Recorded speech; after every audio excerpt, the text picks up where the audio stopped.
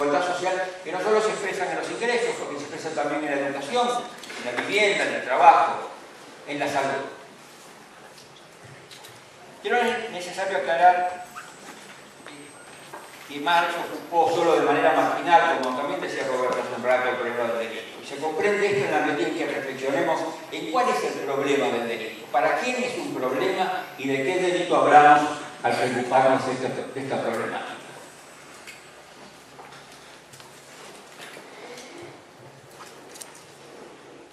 Hay una falacia que está muy presente en las argumentaciones, sobre todo de los que hablan de sociedad, de los que se refieren a la sociedad, que es la subordinación del derecho a la moral del trabajo productivo.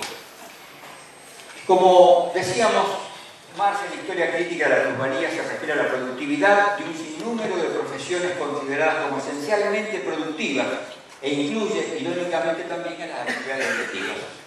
Dice Marx, un filósofo produce ideas, un poeta poemas, un sacerdote sermones, un profesor compendios, un criminal produce delitos.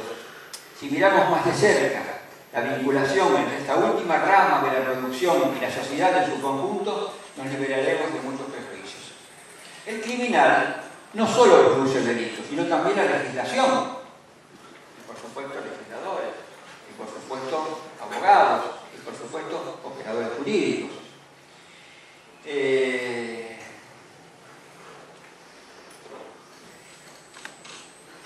Y con ello al mismo tiempo al profesor que diserta acerca de las legislaciones en lo criminal, y con ello al mismo tiempo al profesor, y además de esto el inimitable compendio en el cual el mismo profesor lanza sus disertaciones al mercado general como mercancías.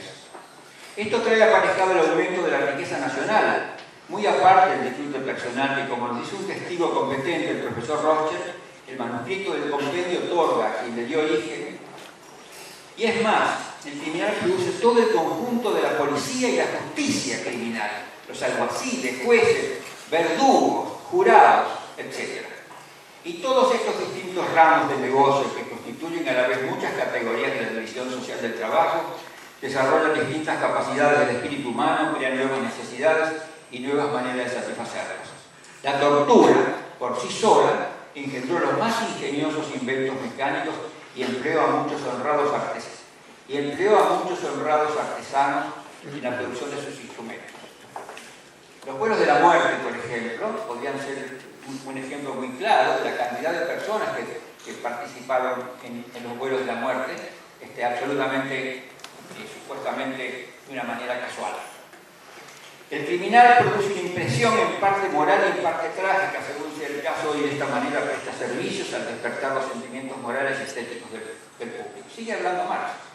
No solo produce compendios sobre la legislación de lo criminal, no solo códigos penales y junto con ellos legisladores en ese terreno, sino también bellas artes, bellas letras, novelas e inclusive tragedias. Y no solo Jules de Maury, Robert o Schiller, sino también Shakespeare, el hijo de Sófocles y Ricardo III de Shakespeare.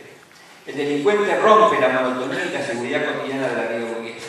De esta manera le impide estancarse y engendra esa inquieta tensión y agilidad sin las cuales hasta el acicate de la competencia se embotaría. De tal manera, dice Marx, sigue diciendo Marx, estimula a las fuerzas productivas en tanto que el crimen aparta a una porción de la población superflua del mercado de trabajo y de tal manera reduce la competencia entre los trabajadores, con lo cual hasta cierto punto impide que los salarios desciendan por debajo del mínimo y la lucha contra el delito absorbe la otra parte de la población. De tal manera, el criminal aparece como uno de los contrapesos naturales que provocan un correcto equilibrio y abren toda una perspectiva de ocupaciones, entre comillas, útiles, dice Marx. Y sigue diciendo con su manera irónica y burlona, se pueden mostrar en detalle los efectos del criminal sobre el desarrollo de la capacidad productiva. Las cerraduras hubiesen llegado alguna vez a su actual grado de excelencia si no hubiesen existido ladrones. La fabricación de billetes de banco había llegado a su perfección actual si no hubiesen habido falsificaciones o falsificadores. El microscopio se habría abierto paso en la esfera del comercio común, a no ser por los fraudes comerciales. ¿Acaso la química práctica no debe tanto a la adulteración de las mercancías y a los esfuerzos por descubrirla como el honesto celo por su producción? El crimen, gracias a sus métodos constantemente renovados de ataque contra la propiedad, procrea constantemente nuevos métodos de defensa, con lo cual es tan productivo como a la huelga contra la invención de las máquinas. Si se abandona el deseo del delito privado, ¿había nacido alguna vez el mercado mundial, a no ser por el crimen nacional? ¿Es verdad que habían surgido siquiera las naciones? ¿Y acaso el árbol del pecado no fue al mismo tiempo el árbol del saber desde la época de Adán? Estos pasajes de Marx, uno de los pocos referidos al delito en toda su obra, debe considerarse no solo como irónica y satírica, cuando describe la funcionalidad del delito que estimula fuerzas productivas, sino también en el marco de la discusión acerca del trabajo productivo y del trabajo improductivo presente en la ciencia económica.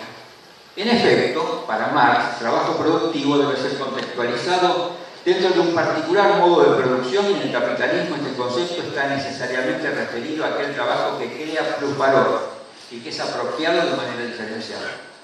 El sistema de producción capitalista le impone su sello, una particular naturaleza al trabajo productivo.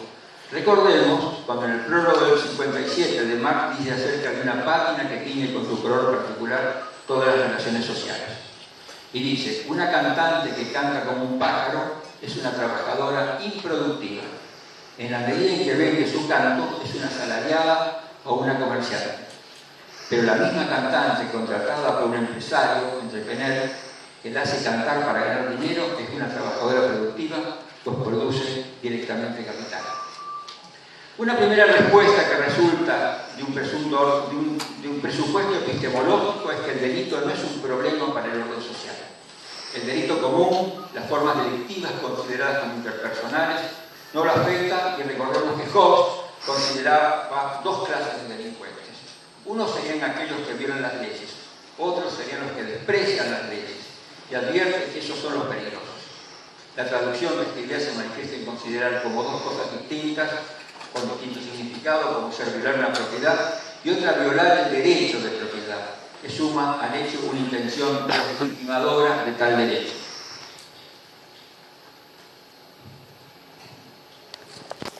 De manera sorprendente, Marx tampoco se ocupó de manera particular del funcionamiento del sistema penal, y en particular de la reproducción del orden social al que el sistema penal y el sistema judicial en su conjunto contribuye constitutivamente. No otra cosa es la aplicación del Código Civil, como dice Foucault, por medio de la administración diferencial de los ilegalismos, concepto medular para entender la función que cumple el sistema penal. Por eso dice este autor, hay que desprenderse de la ilusión de que la penalidad es ante todo una manera de reprimir los delitos. Es un fenómeno social complejo del que no puede dar razón el derecho o la ética. Mis colegas, sociólogos, no parten de su concepción de la sociedad de que en realidad es un orden social en cuya genealogía encontramos la violencia, ya que necesitan sostener la ficción de un contrato social como si la ley fuera producto de un acuerdo y no de la derrota de unos y de la victoria de otros. Foucault sostiene que la ley no nace de la naturaleza, junto a los manantiales que frecuentan los primeros pastores. La ley nace de las batallas reales, de las victorias, de las masacres, las conquistas que tienen su fecha y sus héroes de horror. La ley nace de las ciudades incendiadas, de las tierras devastadas, surge con los famosos inocentes que agonizan mientras nace el día, los pantanos donde agonizan los derrotados. Y dan como natural el orden que emerge de esa violencia original.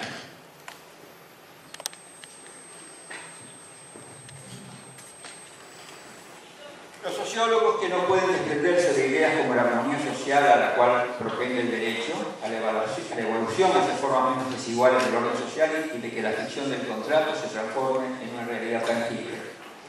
Como afirmaba Foucault en su discusión con los magos en 1970, la burguesía no se conmueve con los hechos delictivos. Su preocupación es la sedición, siempre presente de manera amenazadora porque un orden social no puede satisfacer los deseos o intereses de todos.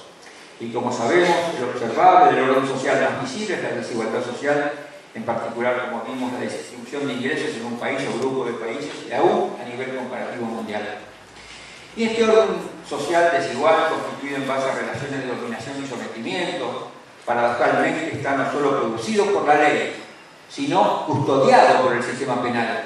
Y a diferencia de que se cree que está expresado en el Código de Leyes Penales, está expresado por el Código Civil, en particular en el apartado de los derechos del acreedor y de las obligaciones del deudor, como si estos, deudores y acreedores, nacieran por su propia voluntad, como consecuencia de un contrato y no de una violencia constitutiva, tanto de las obligaciones del deudor como de los derechos del acreedor.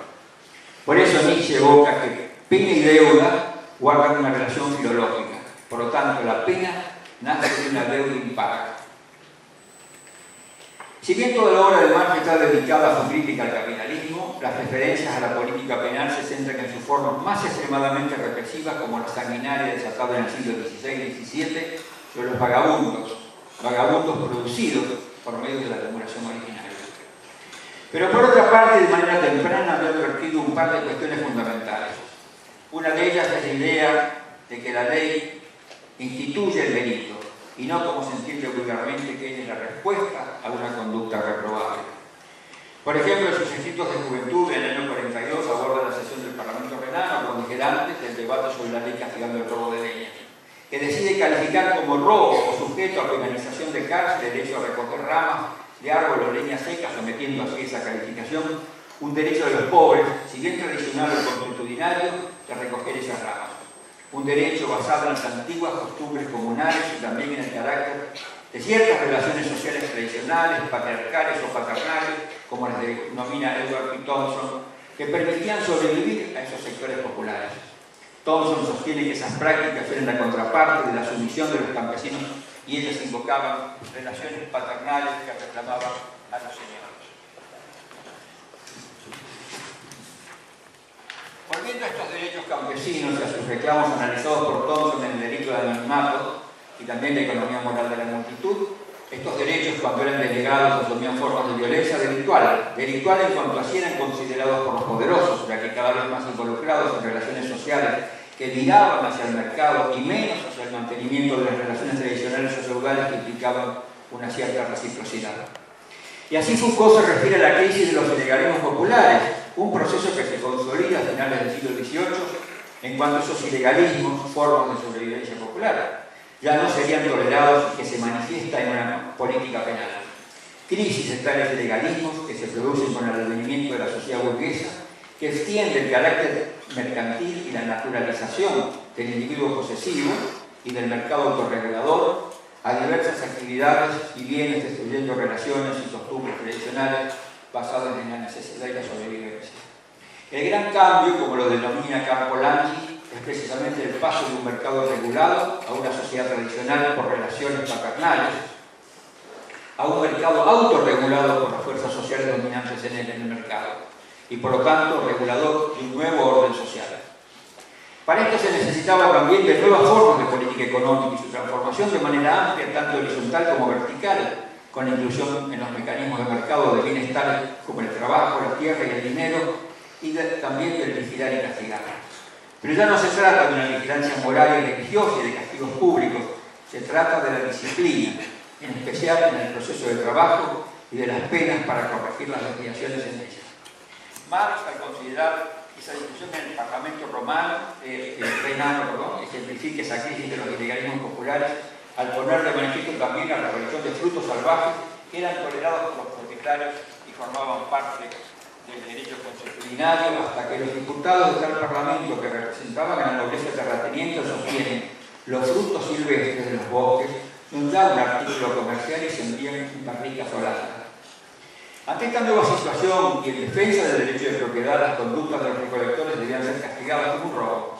Y dice Marx, lo que quiere decir que hay ya un sitio en que las cosas han ido tan lejos como para convertir un derecho consuetudinario de los pobres en un monopolio de los ricos.